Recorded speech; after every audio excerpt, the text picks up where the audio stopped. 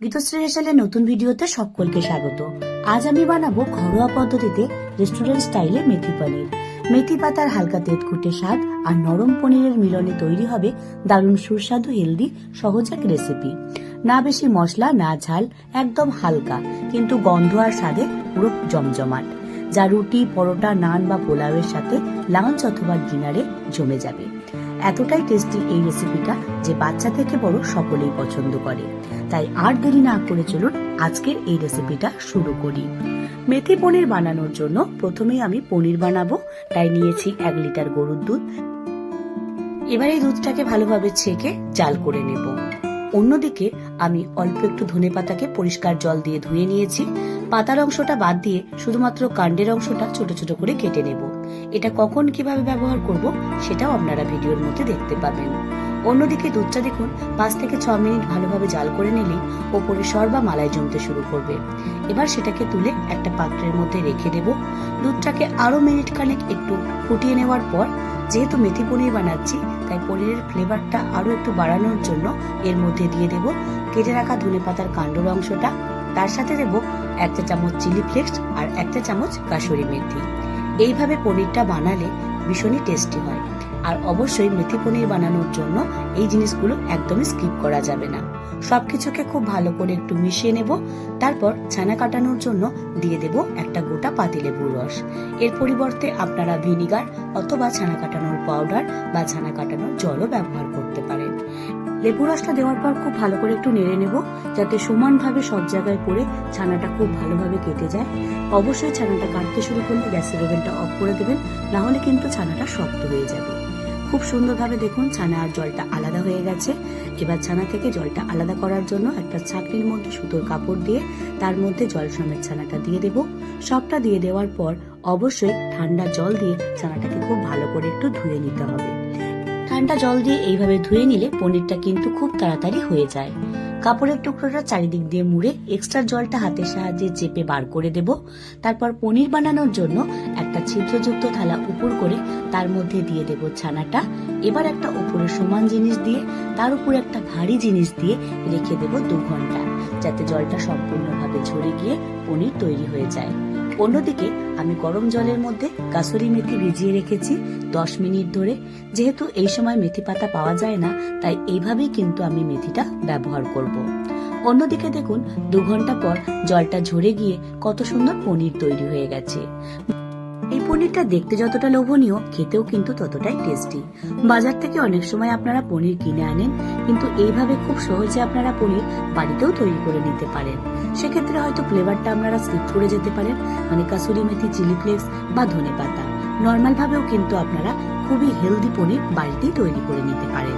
তো এইবার আমি পনিরটাকে কেটে নেব, প্রথমে কোণে কোণে, তারপর আবারও একটু ঘুরিয়ে আবারও অপর দিকটাও এইভাবে কোনাকুনি করে কেটে নিলাম। চাইলে সাইজটা আপনারা ছোট বড় রাখতেই পারেন। তো দেখুন সব পনিরই কিন্তু আমার কাটা হয়ে গেছে। এবার আমি একটা কড়াইয়ের মধ্যে অল্প একটু জল দিয়ে জলটা একটু গরম হওয়া অবধি অপেক্ষা করব। জলটা একটু গরম হয়ে গেলেই তার মধ্যে দিয়ে দেব 20 গ্রাম মতো কাজু, আর এর সাথে অ্যাড করব 1 ইঞ্চি খোসা ছাড়ানো আদা ছোট ছোট টুকরো করে নিয়েছি। তারপর ঝালের জন্য দেব 4টে কাঁচা লঙ্কা। অন্যদিকে মেথিটাও দেখুন জল থেকে সম্পূর্ণভাবে ঝরিয়ে নিয়েছি। এক্সট্রা জলটা চামচের সাহায্যে এইভাবে চেপে চেপে বার করে দেব। এবার খুব ছোট্ট ছোট্ট করে আমি এগুলোকে কেটে নেব। এইভাবেই কিন্তু অফ সিজনে আপনারা মেথি যে কোনো রান্নায় ব্যবহার করতে পারেন। এতে কিন্তু স্বাদটাও অনেকটাই সুন্দর আসে। অন্যদিকে দেখুন কাজু, আদা আর লঙ্কাটাও খুব ভালোভাবে সিদ্ধ হয়ে গেছে। 3-4 মিনিট মিডিয়াম ফ্লেমে রাখলেই দেখবেন হালকা একটু প্রেস দিলেই কাজুটা খুব সুন্দরভাবে ভেঙে যাচ্ছে। এবার গ্যাসের ওভেনটা অফ করে এগুলোকে একটু ঠান্ডা করে নেব। অন্যদিকে অল্প একটু ধনেপাতাকে পরিষ্কার জল দিয়ে ধুয়ে নিয়েছি। এবার যতটা সম্ভব ছোট ছোট করে কেটে নেব। এর আগে কাণ্ডের অংশটাও যখন আমরা পনির বানিয়েছি তখন ব্যবহার করেছি, এবার পাতাটা ব্যবহার করব। একান্তই পছন্দ না করলে সেক্ষেত্রে আপনারা স্কিপ করে যেতে পারেন। অন্যদিকে আদা, কাজু আর লঙ্কাটা ঠান্ডা হয়ে গেছে। এবার সরাসরি মিক্সিং জারের মধ্যে দিয়ে অল্প একটু জল দিয়ে একটা পেস্ট বানিয়ে নেব। এই পেস্টটাই কিন্তু রান্নার টেস্টটাকে অনেকটাই বাড়িয়ে দেবে। চাইলে ইজিলি আপনারা এটা শিলেও বেটে নিতে পারেন। তো পেস্ট আমার বানানো হয়ে গেছে। অন্যদিকে একটা বাটির মধ্যে আমি প্রায় 1.5 বাটির মতো টক দই নিয়েছি। এবার খুব ভালো করে দইটাকে ফেটিয়ে নেব। এই রান্নায় দইয়ের পরিমাণটা একটু বেশি লাগবে, আর যখনই রান্নায় দই ব্যবহার করবেন চেষ্টা করবেন দইটাকে খুব ভালো করে ফেটিয়ে নেওয়ার, তাহলে কিন্তু রান্নার সময় দইটা ফেটে যাবে না। তো দইটাকে ভালো করে মিশিয়ে নেওয়ার পর এর মধ্যে দিয়ে দেব আদা, কাঁচা লঙ্কা আর কাজুর পেস্টটা। আবারও কিন্তু খুব ভালো করে সবকিছুকে মিশিয়ে নেব। এই রেসিপিতে খুব বেশি মশলা কিন্তু ব্যবহার করব না, আর এটা কিন্তু একটা সম্পূর্ণ নিরামিষ রেসিপি। কোনো রকম পেঁয়াজ রসুনের ব্যবহার ছাড়াও একদম দারুণ টেস্টি এই রেসিপিটা খুব অল্প সময়ে আপনারা বানিয়ে নিতে পারবেন। আরো একটু ফ্লেভার যুক্ত করার জন্য দিয়ে দেব 1 চা চামচ মৌরি গুঁড়ো। মৌরিটাকে হালকা একটু ড্রাই রোস্ট করে পাউডারের মতো করে গুঁড়িয়ে নিয়েছি। এবার সবকিছুর সাথে মৌরিটাকে খুব ভালো করে একটু মিশিয়ে নেব। আরো একটু ফ্লেভার যুক্ত করার জন্য দিয়ে দেব 1/2 চা চামচ গোলমরিচ গুঁড়ো। গোলমরিচটাকেও খুব ভালো করে বাকি সবকিছুর সাথে মিশিয়ে রেখে দেব। অন্যদিকে একটা কড়াইয়ের মধ্যে নিয়ে নেব অল্প একটু সাদা তেল। আমি এখানে সাদা তেল দিয়ে করছি, চাইলে আপনারা এর পরিবর্তে বাটারও ব্যবহার করতে পারেন। এবার ফোড়ন হিসাবে দিয়ে দেব তেজপাতা, 4টে লবঙ্গ, 4টে এলাচ, 1 টুকরো দারচিনি আর 4টে গোলমরিচ। সবকিছুকে খুব ভালো করে একটু নেড়ে নেব। তারপর দিয়ে দেব 1/2 চা চামচ জিরে। জিরে দেওয়ার পরেও ভালো করে একটু নেড়ে নেব। তারপর দিয়ে দেব মেথি। মেথি যেহেতু এই সময় পাওয়া যায় না, তাই কাসুরি মেথিকে গরম জল দিয়ে ভিজিয়ে ছোট ছোট করে কেটে নিয়েছিলাম। এবার এটা দেওয়ার পর খুব ভালো করে একটু নেড়ে নেব। অফ সিজনে কিন্তু এইভাবেই মেথি ব্যবহার করলে রান্নার টেস্টটাও অনেকটাই কিন্তু সুন্দর আসে। সবকিছুকে খুব ভালো করে একটু মিশিয়ে নেওয়ার পর যে পেস্টটা তৈরি করে রেখেছিলাম দই, কাজু, আদা, লঙ্কা, মৌরি আর গোলমরিচের, সেটা এর মধ্যে দিয়ে খুব ভালো করে মিশিয়ে নেব। এই সময় গ্যাসের ফ্লেমটা অবশ্যই লো টু মিডিয়ামে রাখতে হবে। দই দেওয়ার কারণেও কিন্তু ফেটে যাবে না, কারণ এখানে যেহেতু কাজুর পেস্টও দেওয়া আছে। তবে অবশ্যই অনবরত নাড়তে হবে, না হলে কিন্তু কাজুটা নিচেই লেগে যেতে পারে বা ধরে যেতে পারে। সবকিছুকে মিনিট খানেক ধরে খুব ভালো করে একটু নেড়ে নেওয়ার পর বাটির মধ্যে অল্প একটু জল দিয়ে সেই বাটি ধোয়া জলটাও দিয়ে খুব ভালো করে একটু নেড়ে নেব। এবার এটাকে একটু ফুটতে দেব।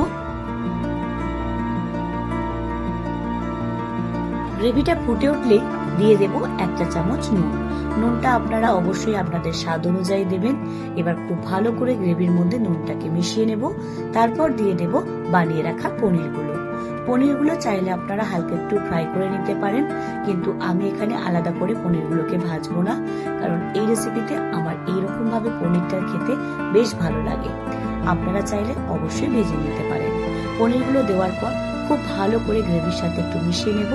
তারপর দিয়ে দেব আগে থেকে যে সরবা মালাইটা তুলে রেখেছিলাম, সেটাকে ভালো করে একটু ফেটিয়ে নিয়েছি। এবার ওই পনির আর গ্রেভির মধ্যে সেটা দিয়ে খুব ভালো করে একটু মিশিয়ে নেব। ফেস ক্রিম না থাকলে আপনারা এইভাবেও কিন্তু সরবা মালাইটা ব্যবহার করতে পারেন। এবার ওপর থেকে অল্প একটু চিজ ভালোভাবে গ্রেট করে দেব। যেহেতু আমি রেস্টুরেন্ট স্টাইলে মেথি পনির বানাচ্ছি, তাই রেস্টুরেন্টের মতো বানানোর জন্য অবশ্যই কিন্তু চিজটা দিতে হবে। চিজটা ভালো করে একটু গ্রেট করে দেওয়ার পর আবারও ভালো করে পনিরের সাথে একটু মিশিয়ে নেব। তারপর এর মধ্যে অ্যাড করব বাটার। বাটারটাও আমি এখানে 1 চা চামচ দিয়েছি, আপনারা চাইলে কম বা বেশি করতে পারেন। এবার এই সব কিছুকে খুব ভালো করে একটু মিশিয়ে নেব।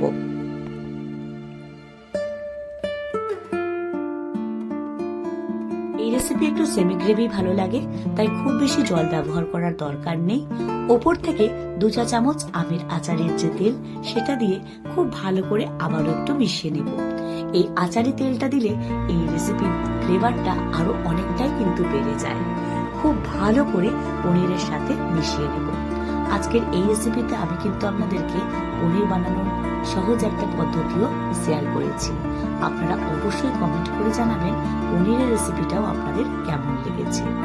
এবার উপর থেকে 1 চা চামচ গরম মশলা ছড়িয়ে দেব। গরম মশলাটাও কিন্তু আমার বাড়িতেই তৈরি করা। তারপর উপর থেকে ধনেপাতা কুচি ছড়িয়ে দিলেই তৈরি মেথি পনির। রেস্টুরেন্ট স্টাইলে মেথি পনির খুব সহজে অল্প কয়েকটা ঘরোয়া উপকরণ দিয়ে আপনারা তৈরি করে নিতে পারেন। এবার এই সব কিছুকে খুব ভালো করে একটু নেড়ে নেব, তারপর ঢাকা দিয়ে রেখে দেব মিনিট খানেক। ব্যাস 2 মিনিট পর ঢাকনা খুললেই তৈরি মেথি পনির। যে কোনো দিন লাঞ্চ অথবা ডিনারে ভাত, রুটি, নান, পরোটা যে কোনো কিছুর সাথে কিন্তু জমে যাবে। বাচ্চা থেকে বড় সকলেই পছন্দ করে, এতটাই টেস্টি। তাই দেরি না করে ঝটপট বানিয়ে ফেলুন।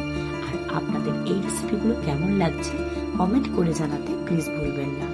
এই ভিডিওগুলো যদি ইউটিউব থেকে দেখেন তাহলে অবশ্যই সাবস্ক্রাইব করা না থাকলে সাবস্ক্রাইবের অনুরোধ রইল। আর যদি ফেসবুক পেজ থেকে দেখেন তাহলে অবশ্যই পেজটিকে ফলো করে আমার পাশে থাকার অনুরোধ রইল। সকলে খুব ভালো থাকবেন, সুস্থ থাকবেন। আবারও দেখা হচ্ছে আপনাদের সাথে গীতশ্রীর হেসেলে নতুন রেসিপি নিয়ে নতুন এপিসোডে। নমস্কার, খুব ভালো থাকবেন।